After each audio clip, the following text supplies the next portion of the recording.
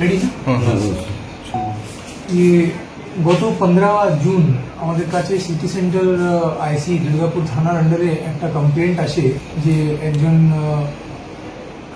অভিষেক মুখোপাধ্যায় বলে একজন লোক এখানে থাকছে এবং একজন মহিলার সঙ্গে একটা বিয়ে নিয়ে আলোচনা করছে বা করেছে, কিন্তু ওর আইডেন্টিফিকেশনটা বা জব কি আছে কি করে সেটা স্পষ্টভাবে বলতে পারছে না।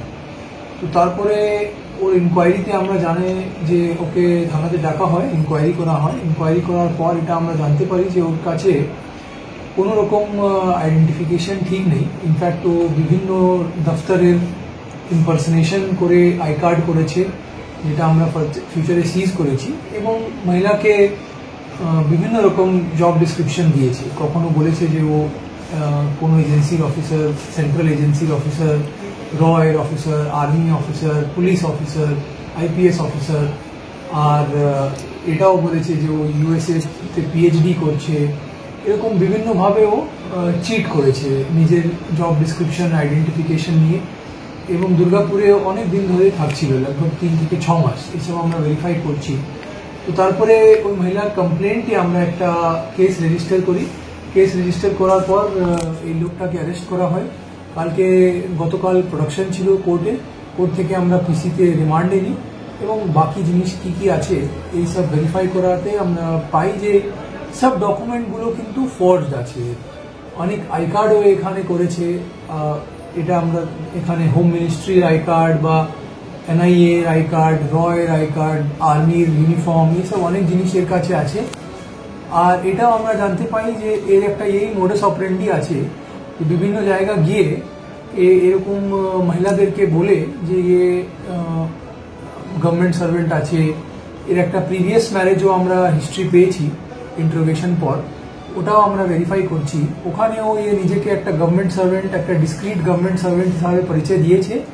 আর বারবার যখনই জিজ্ঞাসা করা হতো একে যে কি এক্স্যাক্ট কাজ করো, তখন এ কিন্তু বলতো যে আমি ডিটেল বলতে পারবো না, আমার কাজ খুব ক্ল্যান্ডেস্টিন। এই সব জিনিস নিয়ে একটা অলরেডি বিয়ে আছে কি নেই আছে, কিন্তু রিলেশনশিপ ছিল। এবার বিয়ে আছে কি নেই সেটা আমরা ফার্দার ভেরিফাই করছি। তো এই লোকটাকে অ্যারেস্ট করা হয়েছে, সেই জন্য আপনাদেরকে ডাকা হলো আজকে যে এই আপনাদের মাধ্যমে আমরা চাইছি যে যদি অন্য কারো ভিকটিম আছে এরকম বা অন্য কারো সঙ্গে কন্ট্যাক্ট করেছে, তাহলে ওদেরকেও অ্যালার্ট করা এবং জেনারেলি মানুষকে সচেতন করা। আর বাকি এর কি কি রকমের ফর্জারি আছে সেটাও আমরা এক্সপোজ করে দিতে পারি। এর নাম আছে অভিষেক মুখোপাধ্যায়। এর অরিজিনাল বাড়ি আছে ভদ্রেশ্বর চন্দন নগরে।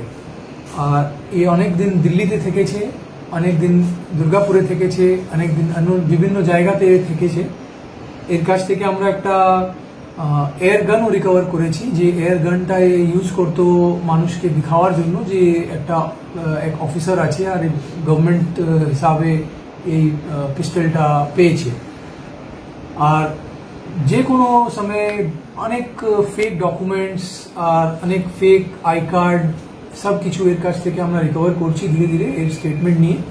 তো ওটাও আমরা ফার্দার কোর্টে প্রডিউস করব যে হিসাবে আমাদের রিকোয়ারমেন্ট হবে। আর এর ফোন আর ল্যাপটপও আমরা দেখছি যে কি কি আর ওটা থেকে আমরা এভিডেন্স কালেক্ট করতে পারি।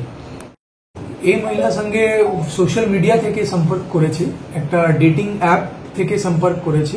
আর ফার্দার ডেটিং অ্যাপ থেকে সম্পর্ক হওয়ার পর ফিজিক্যালি দুর্গাপুরে এসে তারপরে এখানেই থাকছিল একটা হোটেলে, এবং হোটেলের খরচাও মহিলা থেকেই নিচ্ছিল।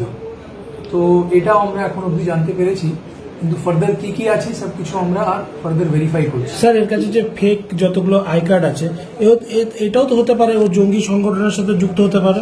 এখন অবধি আমরা সেরকম কিছু পাইনি, কিন্তু আমরা কোনো পসিবিলিটিটা ডিসকাউন্ট করছি না।